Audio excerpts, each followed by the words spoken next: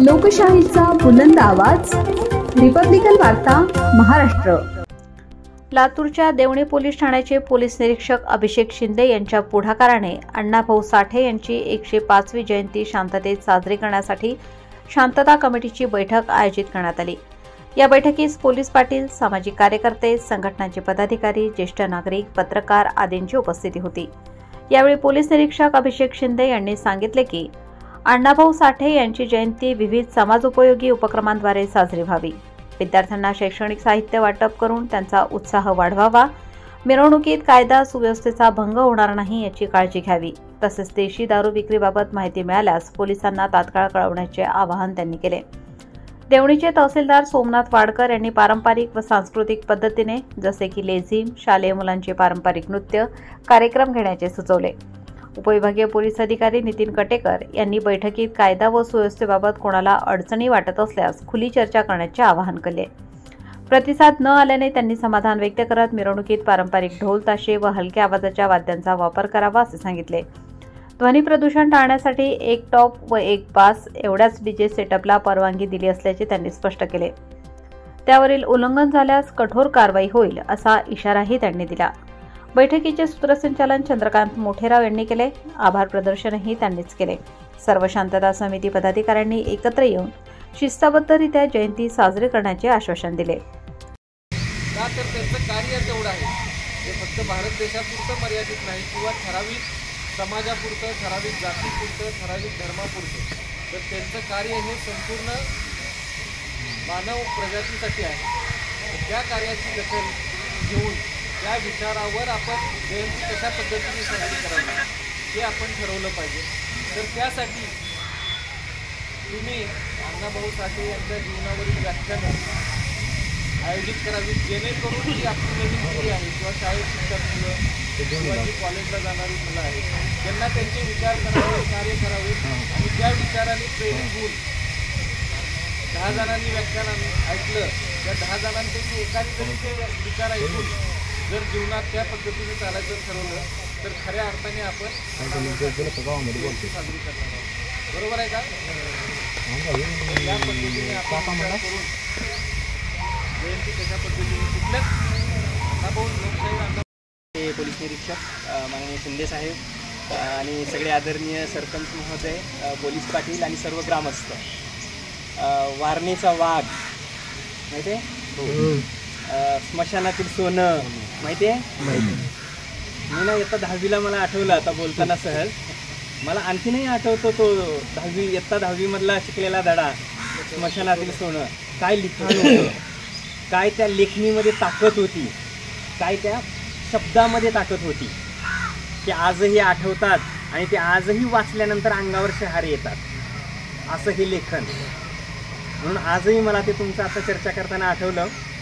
तर आजच्या या निमित्तानं सर्वजण इथे उपस्थित आहात। मुख्य मुद्दा असा आहे की कायदा आणि सुव्यवस्था शांततेत राहिली पाहिजे, कायदा आणि सुव्यवस्था राखली पाहिजे आणि सर्व काही उत्सव हा उत्सवासारखा झाला पाहिजे। बरोबर 1 वर्ष झाले मला आज इथं, त्यामुळं तुमच्या सर्वांचं सहकार्यानं अतिशय चांगल्या पद्धतीनं वर्ष गेलेलं आहे।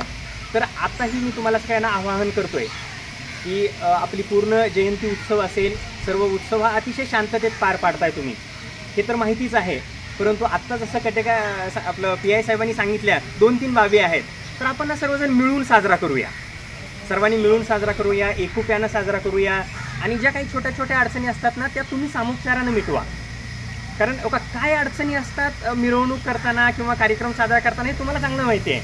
कृपया जे काही एक यंगस्टर असतात किंवा काही ज्या अनवॉन्टेड गोष्टी घडू शकतात असं तुम्हाला वाटतं तर ते तात्काळ आम्हाला कळवा, साहेबांना कळवा आणि तुम्ही आपसामध्ये मिटवा। तर जेणेकरून आपला तालुक्यामध्ये पूर्ण आनंदात उत्साहाने हा पूर्ण जयंती उत्सव साजरा झाला पाहिजे। तुम्हाला सर्वांना मनपूर्वक शुभेच्छा। आम्ही पूर्ण प्रशासनाची टीम तुमच्या सोबत आहे, तुम्हाला कुठेही अडचण येणार नाही, मदत राहील प्रशासनाकडून आणि धन्यवाद, थँक्यू। तरी कायदा सुव्यवस्थेचा प्रश्न निर्माण होऊ शकतो असं कोणाला आपल्यापैकी वाटतं आहे का? असेल तर फक्त त्यांनी हात वर करा।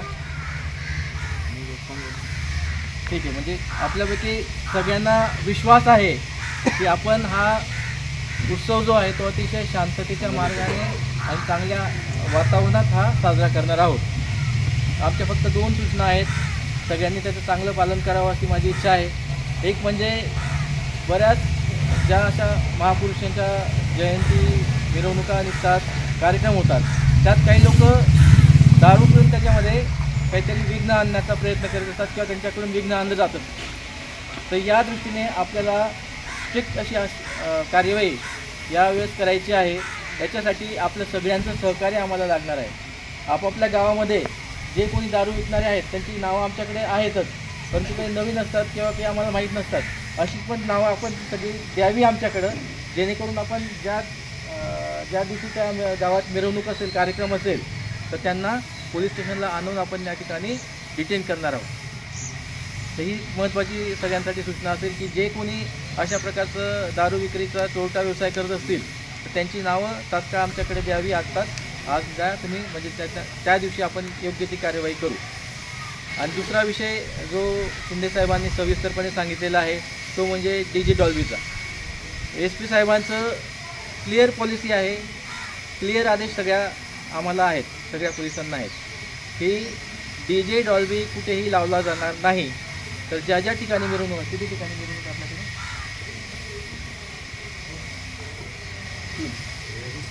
20 ठिकाणी, तर 20 मोठी संख्या आहे. काही ठिकाणी 1 तारखेला होतील, काही ठिकाणी नंतर होतील. तर सगळ्यांनी नियोजन करण्याच्या याच्यात असतील. ते अजून नियोजन पूर्ण झालं नसेल तर DJ डॉल्बीच्या ऐवजी काही पारंपरिक वाद्य आपल्याला लावता येतात का, लेझिम आपल्याला ठेवता येतं का, हलगीसारखे पारंपरिक वाद्य लावता येतात का, या दृष्टीने आपण प्रयत्न करावे सगळ्यांनी. आणि जर DJ त्याला म्हणता येणार नाही, परंतु SP साहेबांनी क्लिअर सांगितलं की एक बेस आणि एक बॉक्स, एक स्पीकर, एक बेस आणि एक स्पीकर, असं 2 जास्तीत जास्त लावण्याची परवानगी आपण देऊ शकतो. त्याच्यावरती जर कोणी काही लावलं तर गुन्हा दाखल करण्याशिवाय दुसरा त्याला ऑप्शन राहणार नाही. मग त्यानंतर आम्ही सांगायचं नाही की आमचं आधीपासून ठरलं होतं, याचे पैसे दिले गेले होते, असं होतं तसं होतं. गुन्हा दाखल होणार म्हणजे होणार. आणि SP साहेबांचे आदेश एकदम क्लिअर आहेत आणि आदेशाप्रमाणे कार्यवाही होते. हे आता तुम्हाला हळूहळू लक्षात आलं असेल किंवा येईलच काही दिवसात की जे साहेबांचे आदेश असतात ते तंतोतंत पाळले जातात. त्यामुळे सगळ्यांनी ही काळजी घ्यायची आहे की कोणीही 1+1 यापेक्षा काही लावणार नाही आणि शक्यतो लावणारच नाही. पारंपरिक वाद्याचा वापर करून आपण ते चांगल्या प्रकारे, चांगल्या वातावरणात हा उत्सव साजरा करूया. आत्ता आपल्या तहसीलदार साहेबांनी पण सांगितलं की उत्सव साजरा करण्याचं प्रमुख कारण हे असतं की त्या माणसाच्या जे महापुरुष झालेले आहेत त्यांच्यापासून आपण काहीतरी शिकावं, त्यांचे जे विचार त्यापासून काहीतरी आदर्श आपण घ्यावा आणि आपल्या जीवनात त्याचं काहीतरी अनुसरण. रिपब्लिकन वार्तासाठी जिल्हा प्रतिनिधी Sagir Momin, Latur. Subscribe now and press the bell icon. Never miss an update.